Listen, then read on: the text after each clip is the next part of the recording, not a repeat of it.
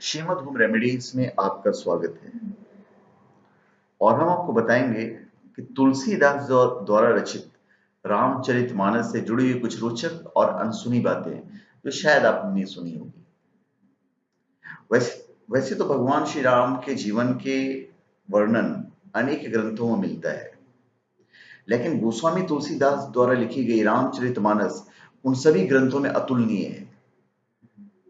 धर्म ग्रंथों के अनुसार संभवतः संवत 1633 के अघन मास के शुक्ल पक्ष की पंचमी तिथि को गोस्वामी तुलसीदास जी ने यह ग्रंथ संपूर्ण किया था। आज हम आपको गोस्वामी तुलसीदास तथा रामचरितमानस के संबंध में कुछ रोचक बातें बताएंगे। गोस्वामी तुलसीदास का जन्म संवत 1554 में हुआ था। जन्म लेने के बाद बालक तुलसीदास जी रोए नहीं, बल्कि उनके मुख से राम का शब्द निकला था। जन्म से ही उनके मुख में 32 दांत थे। बाल्यावस्था में इनका नाम राम बोला था। काशी में शेष सनातन जी के पास रहकर तुलसीदास जी ने वेद वेदांगों का अध्ययन किया था। संवत 1583 में तुलसीदास जी का विवाह हुआ। वे अपने पत्नी से बहुत प्यार करते थे, बहुत प्रेम करते थे। एक बार जब उनकी पत्नी अपने मायके गई तो पीछे पीछे ये भी वहां पहुंच गए। पत्नी ने जब ये देखा तो उन्होंने तुलसीदास जी से कहा कि जितनी तुम्हारी मुझ में आसक्ति है, उससे आधी भी यदि भगवान में होती तो तुम्हारा कल्याण हो जाता। पत्नी की ये बातें सुनकर तुलसीदास जी को बड़ा दुख हुआ और ये बातें चुप गई और उन्होंने गृहस्थ आश्रम का त्याग दिया और साधु वेश धारण कर लिया। एक रात जब तुलसीदास जी सो रहे थे तो उन्हें सपना आया। सपने में भगवान शंकर ने उन्हें आदेश दिया कि तुम अपनी भाषा में काव्य रचना करो। तुरंत ही तुलसीदास जी की नींद टूट गई और वे उठकर बैठ गए।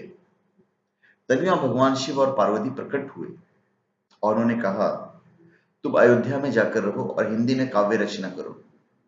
मेरे आशीर्वाद से तुम्हारी कविता सामवेद के समान फलवती होगी। भगवान शिव की आज्ञा मानकर तुलसीदास जी अयोध्या आ गए। संवत 1631 को रामनवमी के दिन वैसा ही योग था जैसा त्रेता युग में राम जन्म के समय था। उस दिन प्रातःकाल तुलसीदास जी ने श्री रामचरितमानस की रचना प्रारंभ की। 2 वर्ष 7 महीने व 26 दिन में ग्रंथ की समाप्ति हुई। संवत 1633 के मार्गशीर्ष शुक्ल पक्ष में राम विवाह के दिन इस ग्रंथ के 7 कांड पूरे हुए और भारतीय संस्कृति को श्री रामचरितमानस के रूप में अमूल्य निधि प्राप्त हुई। इस ग्रंथ को लेकर तुलसीदास जी काशी गए।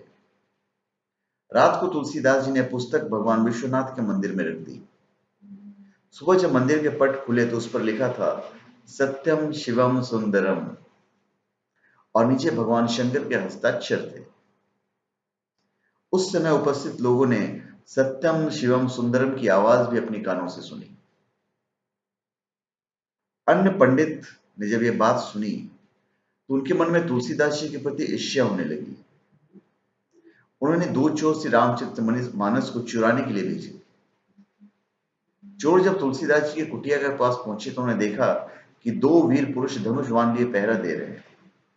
वे बड़े ही सुंदर और गौर वर्ण के थे। उनके दर्शन से चोरों की बुद्धि शुद्ध हो गई और वे भगवान में के भजन में लग गए। एक बार पंडितों ने श्री रामचरितमानस की परीक्षा लेने की सोची।